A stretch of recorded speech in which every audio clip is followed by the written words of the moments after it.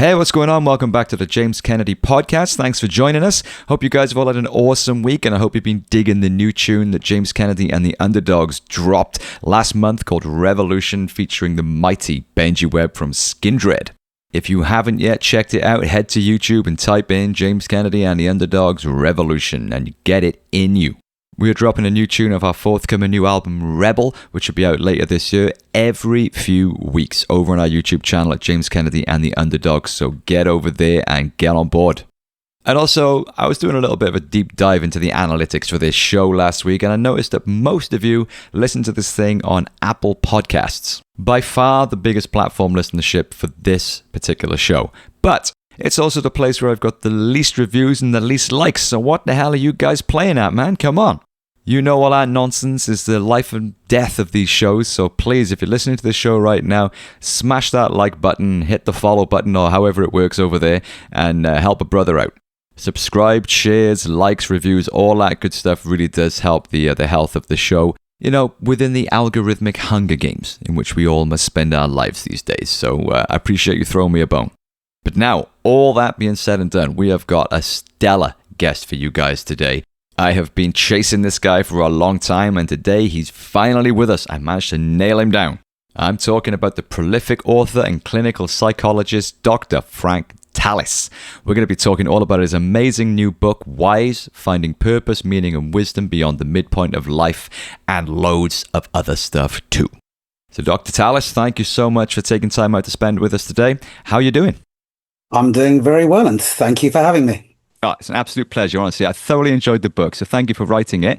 In order for us to talk about some of the themes within the book, you know, finding purpose and meaning in life, talking about life and how we live it, we need to talk, I think, about death. Because as you explain in the book, death plays a pretty omnipresent role in how we live our lives. How so is that? Well, I suppose the starting point is really that we don't engage fully in life because we have the illusion of being immortal. I mean, Freud actually said that nobody really believes in their own death, and other writers have actually taken up this particular theme. We can conceptualize other people's deaths, but we find it very, very difficult to conceptualize our own. I mean, it's an interesting question. Why might that be? And I guess a simple answer to that would be that every day ends with you losing consciousness, and in the morning you're resurrected. You come back, and that is your experience throughout the entirety of your life, with the exception of one day, and that is the day, of course, that you die. So we're very, very resistant to accepting our own mortality. And there was a very fine writer and existential writer, Ernest Becker, who in the 1970s wrote a very famous book called The Denial of Death. And he said that to some extent, again, we don't engage in life because we are always trying to involve ourselves with immortality projects. And also because we never accept our own mortality, we don't make the most, really, of the time that we have. Well, I'm glad you mentioned immortality projects this soon into the conversation because I love that concept. I think it's such a powerful idea, which really does sum up pretty much what all of us spend our lives doing, isn't it? But I wanted to ask you, is it a bad thing? You know, it seems to me that our immortality projects, whether they're having children or having a career or taking over the world or creating art or whatever it might be, they're the things that give us our life's purpose, our memories, our growth. They're the things that give our lives its definition and its character that are unique to us, our unique lived experience, even if it is without us consciously being aware of it, basically our own individual attempts to escape our inevitable death. Is it a bad thing to have an immortality project? Okay, I think we need to make a distinction between a sort of a positive aspect of this and a negative aspect of this. So you can, look upon certain types of legacy as immortality projects, and that's fine. But if for the individual, the immortality project is unrealistic. It kind of detaches them from reality. So when you get sort of people who like go to the gym, and that's great, it's great to be healthy, but do it in an obsessional way because they're seeking to effectively avoid the prospect of dying, which does happen. As I say, there is this difficulty in conceptualizing one's own death. And so, yeah, from that point of view, it can be negative. Becker said something also very, very interesting about immortality projects. I mean, he said that they have a very, very dark aspect. And what we call wars are, in fact, clashing immortality projects. So if you look at the absolute fundamentals of why wars happen and what's at the basis of a war, well, you often have two groups, and both of them want their way of life to continue. They want their immortality that way. They want their religion to last for eternity. They want all of their art. They want everything that they are to continue immortally. And I think that's quite an interesting idea, because if you just think about wars, they're so complex. But fundamentally, why do people want to win wars? And Becker's idea was that what we're looking at really is clashing immortality projects. So it does have a dark aspect. And in the same way that if you look at it like that, you can see it as quite a dark thing, well, then you can also look at it that way for the individual. That individuals hanging on, wanting to kind of prevail too much and excessively. And so I think, there's a point there, something certainly worthy of reflection. 100%. Yeah, that's such a fascinating point, and I totally agree as well. I mean, there's a whole host of adjacent questions that can come out of that. I mean, similarly or conversely, I think immortality projects are probably the things that drive most art and existential inquiry, perhaps. People having children, people having careers, running businesses, trying to leave legacies, trying to survive beyond their death. Is there a balance there? Are there good and bad immortality projects, or is there a spectrum? Sure, there's always a balance. I mean, nobody would object to, I suppose, the immortality project element of art, because we all benefit from it. Yeah. It's really, the way we understand ourselves. It gives us joy. It takes us to places that I suppose crude reality doesn't. So of course it has a positive side. But I suppose really, as with all things, there's a balance. And if you can acknowledge, the good while facing the bad, because often we don't face the bad because we're defended against it, then, if you can get the balance right, then sure, there's nothing wrong when the desire for immortality manifests as, love of children or artistic endeavors. Love it. Yeah. For me personally, I just find it such a fascinating concept because it is the thing that defines the activities and of all of our lives in various ways, isn't it? The good and the bad. Sure. And you also pose some really interesting thought experiments in the book as well about on the issue of immortality and how thoroughly unbearable and boring it would be. Surely the alternative to dying is much worse, living forever, as you pose in the book. So I think rather than trying to avoid death, we should embrace it as a reason to enjoy the life we've got whilst we've got it. Sure. Could I just say it's really interesting that how writers have thought this through, because often when you have immortals described in fiction, like vampires who don't die, Highlander, yeah, they're often just infinitely bored, and as you get older, I think it's interesting. No matter how positive you are, you realise the limitations that exist, I suppose, in terms of what your options are. There's only so many, classic jazz albums you can collect. And after you've listened to them, several thousand times, it isn't quite the same as that initial excitement. It isn't like, I've just discovered Miles Davis. This is really, really exciting. you've been around the block a few times. There are only so many kind of pre-Raphaelite artists you can sort of like collect. There's a sense that these things have a sort of a natural limit. I don't mean that in a negative way. Of course, life is always kind of, exciting and always has potential. But to some extent, we're limited by who we are. There are things you like. There are things that are your thing, and they are, in a sense, exhaustible. And so you have this idea that's picked up in fiction that, immortals are bored, and that they've done everything. Yeah, yeah. And perhaps I suppose the idea here is that in a particular form. So, we are limited by our biology. We are limited by reality. Perhaps there's an optimal time to be alive beyond which life becomes perhaps less enjoyable, even if one is sort of, physically healthy.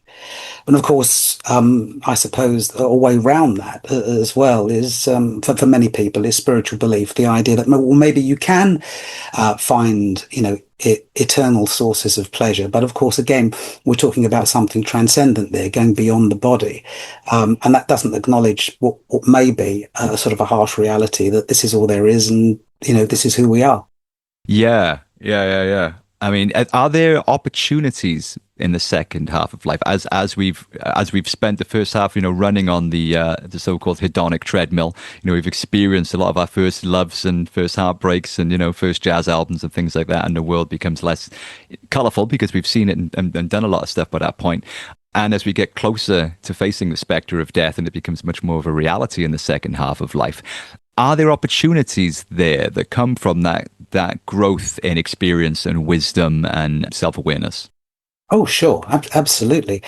I suppose a key figure here is Carl Gustav Jung, the psychoanalyst. And I'm summarizing.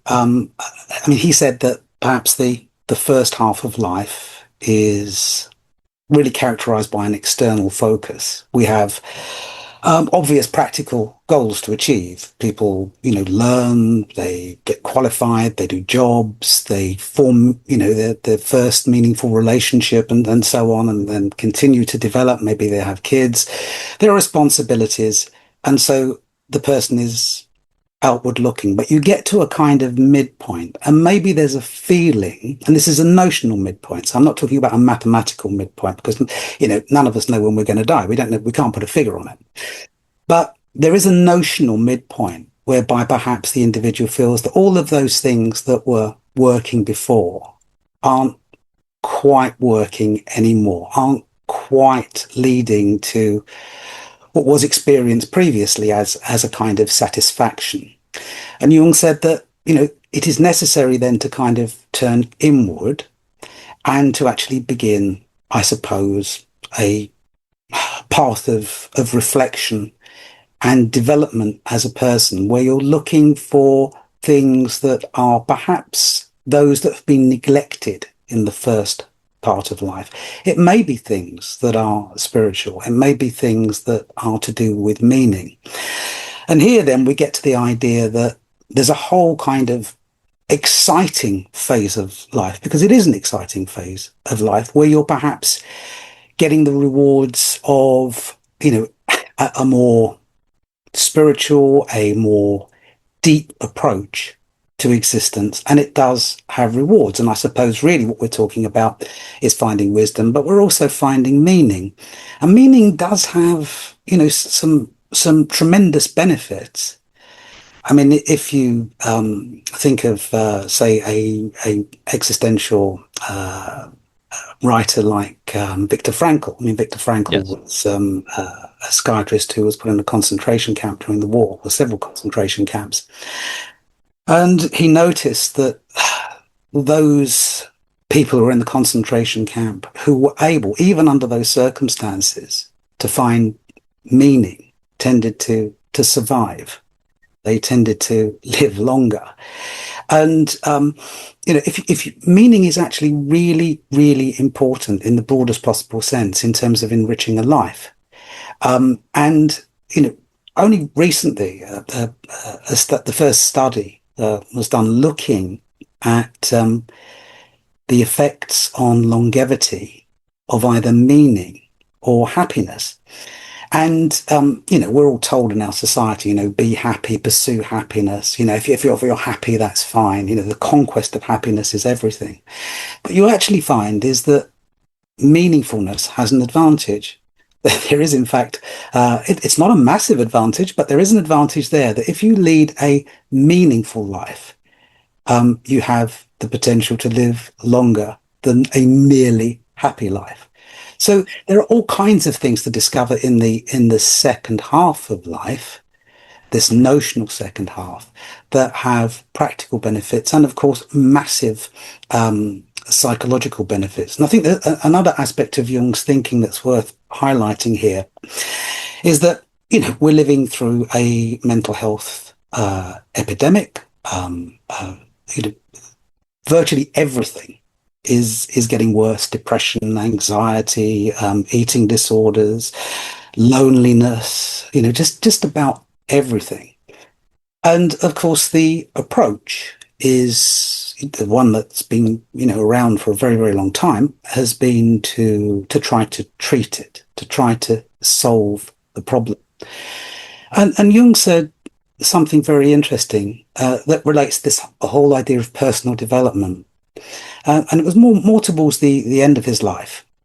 He was suggesting that really what you need to do is not engage in some kind of massive, profitless, difficult, hard struggle with your problems, but rather to develop as a person and outgrow them.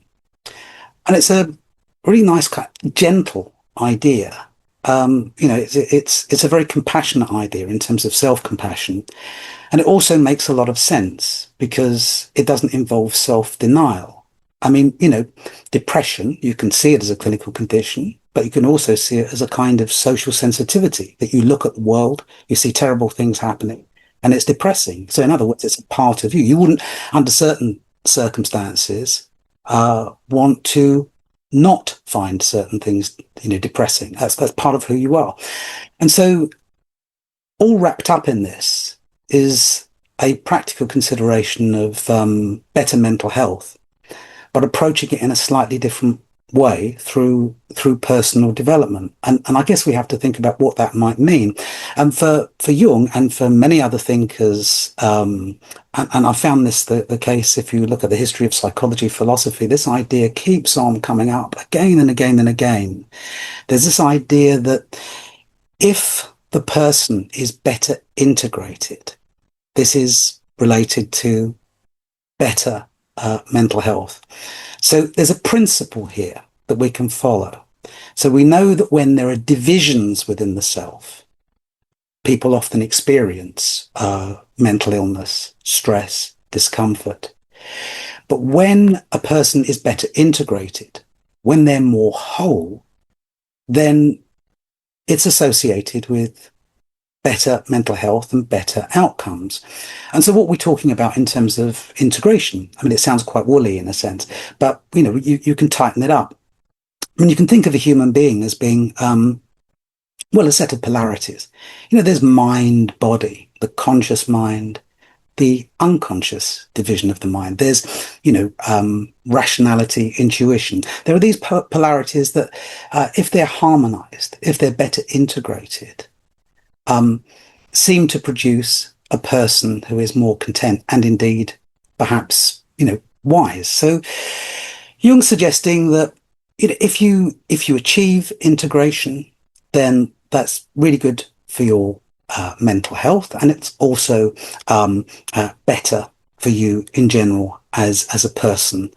And this idea, again, I say it sort of sounds quite woolly, but there's a lot of now modern neuroscience that supports it. So, for example, there's an optimal relationship between the degree of connectivity between the way the left hemisphere and right hemispheres of the brain connect. I mean, there's a fantastically erudite thinker on this called Ian McGilchrist, and he's written about how the hemispheres relate and how this is really, really important to have an optimal sort of integration, if you like, between the hemispheres. And there are other neuroscientists who've come to similar conclusions. So although if you take a step back and look at this kind of thinking, it has perhaps a sort of a new agey quality that maybe for rationalists feels a little bit uncomfortable. Feels a bit maybe parked too close to crystals and tarot cards. But in fact, if you look at the neuroscience is actually fairly solid and entirely consistent with these ideas. And I've been talking about Jung, but as I say, you can go back through history and look at many other thinkers and the whole history of psychotherapy, and it seems to return to this principle, that divisions within the self are problematic, whereas integration and wholeness is a good thing. And so it can be used as a sort of, a guiding star. I mean, if you think about it, if you just ask yourself the question, how do I want to live? What's good for me? There are many things you can do. I mean, for example, if you look at the standard advice, the diet, exercise, sleep, have a good social life, remain intellectually stimulated. Usually a kind of solid, intimate relationship helps, and avoid toxins. It's extremely good advice, but we kind of all know it. Yeah, it won't be a discovery to anybody who is kind of alive in our society, because you're familiar with these things. And so I think most people, when they're asking that question about how to live, what they're looking for is something a little bit deeper, a little bit more philosophical, a little bit more like, how do I live wisely? And what we have here is a principle, this business of integration, wholeness. And the attraction of that is that it's singular. You don't need to keep on running around like saying, okay, I need to do this, I need to do this, I need to do this. You can just say, I will follow this principle and do anything that's consistent with that principle, which might be different for different people. So in psychotherapy, I'm retired now, but I was a clinical psychologist for a very long time. And, there might be things that one could try with a patient and say, okay, do this, and it will work with one person and not with another. Everybody is different. And so it's very, very difficult to be prescriptive, to say you should do this, right, or you should do that. Right. Or, I think this is going to be helpful. Maybe it won't be.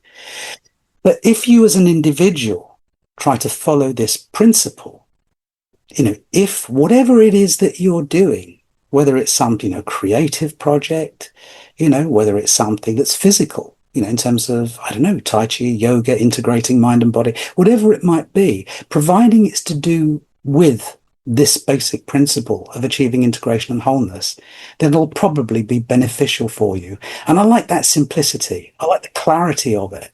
And I suppose, just as a general reader, I was tiring of a market saturated with books that had definitive answers. And I don't think there are definitive answers. It feels, to me, a slightly sort of conceited sort of position to say, look, I have the answers. It smacks too much. Follow me. Yeah, exactly. It's a bit too much like being a guru, and we've got a plague of celebrity gurus. And I like the modesty of it, of just, okay, here's this principle, just try it out yourself, see how your life corresponds with that principle, what you can do in your life that assists the execution of that principle, and see how you go. And I think it's a relatively modest claim, which I think is a good thing, rather than the, yes, I'm a guru, I've got the answers. If you do this, everything will be great. Buy my course. Maybe it won't be. I love it. You covered so much ground there, and that makes so much sense on so many levels. I suppose the second half of life makes some of that integration a bit easier, because you know yourself a bit better by that point. You've made some mistakes. You know who you are perhaps a bit more at that point. And does the beginning of this integration or move towards wholeness that you're describing, could that be kind of summarized by, was it Socrates, Aristotle, that said simply, know thyself? Yeah, certainly. That's that's the kind of spark that can, kindle the interest, start the journey. But I mean, one of the things I write about is being sensitive to, I suppose, indicators that maybe it's time for change. Right. These indicators can be quite subtle. It's very interesting. There was like I suppose, a narrative anthropologist, Joseph Campbell, who's interested in different societies, different cultures, and their stories. And Campbell had this idea that if you look at all myths and legends, they are, in fact, it's like frozen wisdom. They teach you something. And there's one thing that, globally, internationally, all of these ancient myths, legends, narratives tell us. The bottom line is what he called the monomyth, that to some extent they can all be boiled down to this sort of central idea. And what you have is a hero. That hero gets a call. They go on some kind of journey, which usually involves descent, going into the underworld, which is a kind of a stand-in for the unconscious in a way. There are trials, and they overcome those trials. They return with a gift, and usually that's a kind of we can think of that perhaps as wisdom. So that if you look at all of these myths, legends, and again, you can try it. You can look up, whatever it is. I mean, things like, the Divine Comedy, Descent into Hell, Return, Star Wars. Many of the, sort of major sort of Greek legends. There's a kind of like a diversion into the underworld and return, and this is across cultures. And so, what Campbell was saying was that, in a sense, all of these legends, all of these narratives are distilled wisdom, and it suggests that, okay, there's a great deal to be gained from an inner journey, which is, consistent with a lot of, what the philosophers and psychologists I've been talking about, what they said. And so it's really important in terms of a beginning to be sensitive to what Campbell called the call. So that if you look at all of these legends, there is a kind of a calling. And then that call is followed. Not always. Sometimes people refuse the call. And what might that call be? Well, of course, we live in the real world. It does, sort of animals don't talk to us and say, let's go, let's go through a wardrobe and and go to another dimension, or portals don't open. These kind of things don't happen. But certainly things do happen to us that have enormous significance, calls that are sometimes ignored. So I think there are often very, very subtle shifts in the psyche that, because of modern living, we do ignore. I mean, emotional shifts. I mean, sudden feelings of joy, sudden feelings of sadness, or maybe, just standing in front of a painting and suddenly feeling tearful. Just the sort of, and one of the basic tenets of psychoanalysis as well is that, small things are really important.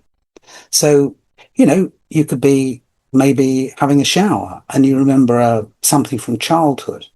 Usually these kind of things that we just dismiss, but maybe they mean something. Maybe it's worth reflecting on those. And often these things are very, very difficult to articulate, which is one of the reasons why people don't do it.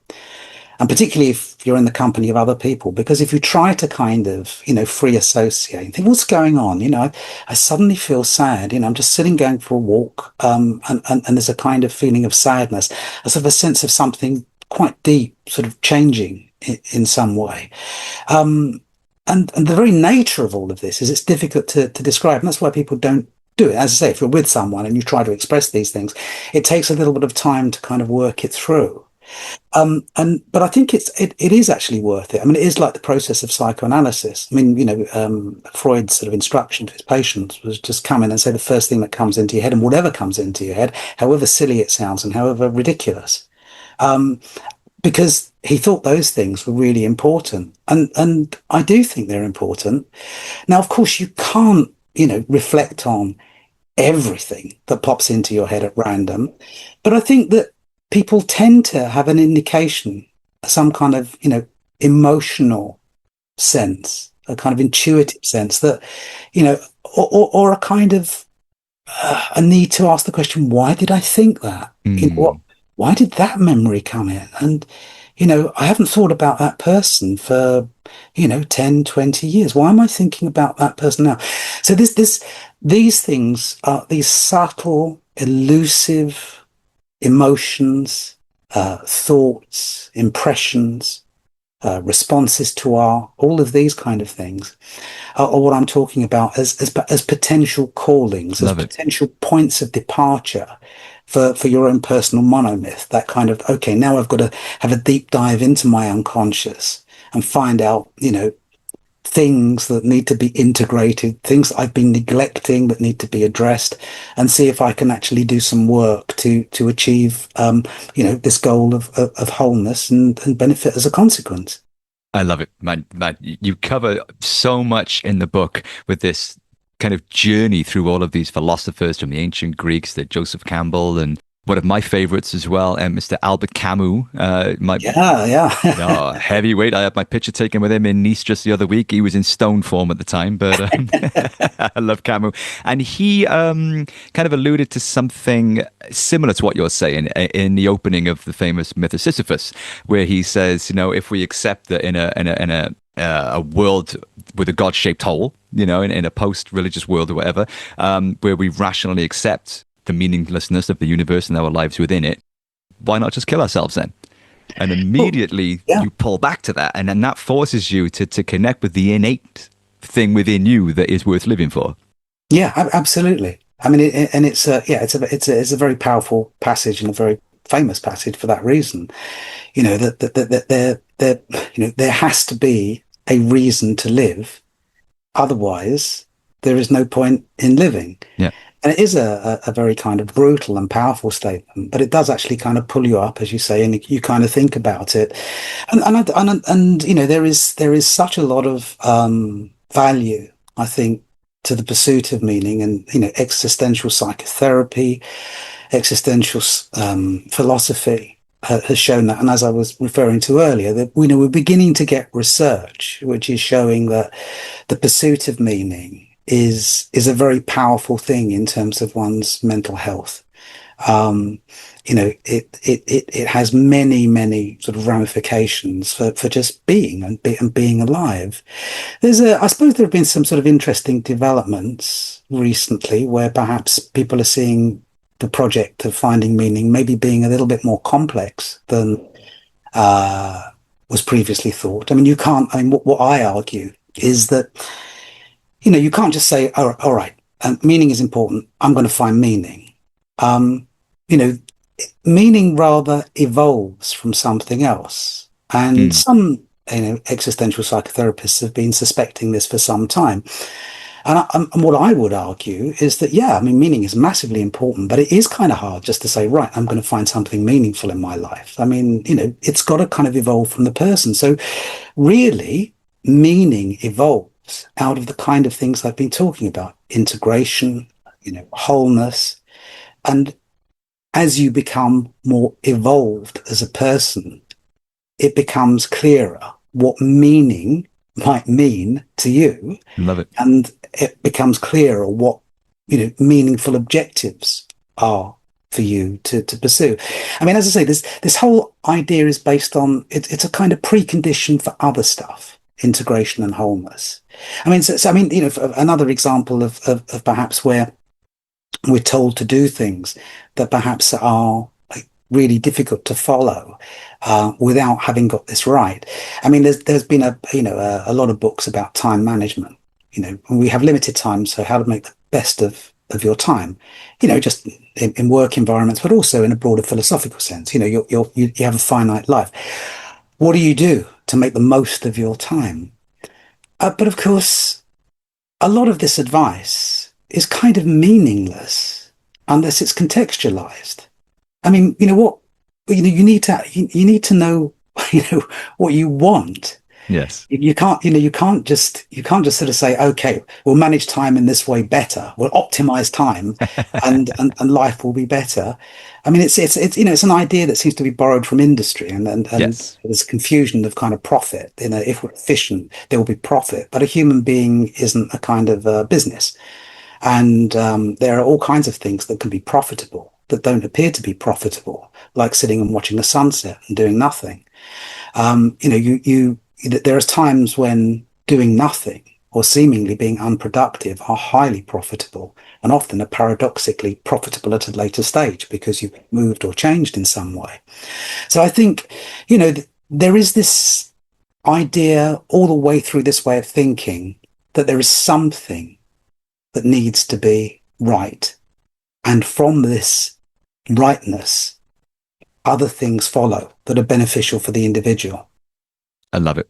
I love it. How do you feel about nihilism then? Because that's, I feel, quite a rational conclusion to come to. That in a meaningless universe, nothing we do really matters anyway. I know kids now who've never heard of Michael Jackson. So his immortality project didn't last very long. I mean, I feel like nihilism is something that I personally struggle with sometimes because I feel like it is based in reason and rationality, but it doesn't lead to a very interesting or fulfilling life or fun life if you just think, oh, well, what's the point? I'll just watch telly. What are your thoughts on nihilism? Because I feel like that is a barrier to a lot of the things that you're talking about for some people. Sure. Well, first of all, I can come at it clinically. It's not very helpful with a patient. If you have a suicidally depressed patient, and part of your discussion is, there's no point to anything. That's not a great. That's not very helpful. There are other conversations one can have that are much more helpful for such a person. And to some extent, mental illness is a sort of metaphor for the human condition. We all have problems, and so we look for kind of more productive solutions. My feeling about nihilism is that there are ways around it without succumbing to escapism. You can face reality, but you can face it in a different way. And the main thinker, I think, to reference here is William James. So William James was the father of American psychology, brother of the novelist Henry James. And around about 1900, he wrote an extraordinary book, The Varieties of Religious Experience, in which he looked at, I suppose, really, and I'm summarizing here, the potential benefits of religious experience. Now, the thing about James was that he was an absolute pragmatist. So he wasn't really interested in absolutes. He was just interested in outcomes. And I suppose, to cut a long story short, he believed that there was evidence that having if you like, a spiritual outlook was beneficial for the person. And so, being a pragmatist, he suggested that, well, there are kind of spiritual objectives that you might incorporate into one's life. You might do them in different ways that are non-religious, and that's fine. There is a kind of spirituality that can be contrasted with the dogma of religion. And if you pursue those in a completely sort of rational way, because it has benefits, that is a good thing. And in modern times, I suppose from about the 1950s onwards within psychology, maybe a little bit earlier, maybe not in the 1940s, there was a growing awareness that, that there is a kind of rational spirituality, and that is good for you. And so we're talking about personal development in a very, very broad way. So what's different about, what do I mean? What's the difference between spirituality and religion? Well, religion is often a dogma, a code, something you're asked to follow. It's often got sort of, notions of sin, these kinds of ideas. So we're just parking that. That's nothing to do with what I'm talking about. Spirituality is about questing, asking questions about life and meaning. It's about connectivity with nature, with others. It's about awe, feeling awe of being in the universe. But, and I suppose if you extend it, people do have transcendent experiences. I mean, Abraham Maslow studied this, and he found that there were people who he described as transcenders, people who do very often have spiritual experiences. And again, coming right up to the present, there are people doing research into altered states of consciousness, which show that many people do have spiritual experiences, experiences of raised consciousness. They get it in meditation. They get it feeling awe, presented with the majesty of nature. They get it. They get it in. I mean, actually, in art, music is one of the big triggers. People do have kind of like altered states that are triggered by music, and again, one can see how this corresponds with neuroscience, because music's one of those things that curiously activates pretty much everything in the brain at once, and so you can see that integration. It's all being sort of integrated. So yeah, I mean, I think that, again, going back to your point, nihilism, you can accept that maybe the world is full of brutal truths and difficulties, but you don't have to kind of escape that, but you can embrace an aspect of being human that we can call spiritual, that is really, really good for you, and that can help you to live in a brutal and often sort of cruel and difficult world. What a beautiful way to get us towards the end of the conversation. I want to bring us to the modern age, the times that we live in. How challenging is some of what you're describing from these great thinkers that goes back through the ages going to be in a time like we live in now, the internet, the digital age of everything is quick fixes, fast content, low attentional engagement with everything. As you said earlier, mental health is, mental ill health is on a rapid increase everywhere. I don't see any chance of that changing anytime soon. We've got AI coming, the new technology is coming thick and fast. Things are changing. But a minute. How is the pursuit of personal identity and meaning and a life's purpose? How are we going to find that in the brave new world that we're confronting? No, it's a very good point, and it is very, very problematic. Let me just give you just an example of something that's important that we don't do as much now because of the internet and superconnectivity. So, before the internet, before mobile phones, there were gaps in the day. There were points where people did nothing. They would, maybe there was a point at work where there was nothing to do.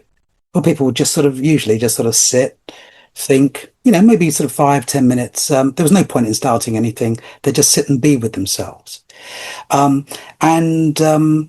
Actually, a lot of life prior to superconnectivity did have these little gaps. And if you look at what happens in those little gaps, what used to happen, what happens now when people do have gaps is they introspect, they reflect, they do a kind of mental housekeeping, which is really, really relevant to personal development and these issues of finding meaning. You do some tidying up of your sort of mental garbage. You reflect on yourself, and some of those things I was talking about earlier. It's a space. In that space, you might feel an emotion. You might feel some kind of subtle change, something that merits reflection. And maybe this is the only opportunity in the day for that particular emotional shift to register. And we know that, as I say, a lot of kind of reflection is necessary for mental health. But if you've got a mobile phone in your pocket, you will take that phone out and you will, look at what's happening on X. You will go on social media. You will do stuff. And so there are just fewer spaces in life to do the kind of self-work that people used to do just as a matter of course. And there's some evidence to suggest that because of this, people aren't sleeping as well as they did. So you kind of did your mental housekeeping during the day in these gaps. But if you don't have any gaps anymore, then the only time a gap begins to emerge is when you turn the light off and go to sleep. And all of this stuff that you haven't processed, you haven't thought about, starts to kind of surface and keep you awake. And it's unfinished business, stuff you haven't dealt with and you should have dealt with. And there might be a kind of a sort of, a debt with this that, every day you're dealing with less and less, doing less and less sort of mental housekeeping, less and less emotional processing.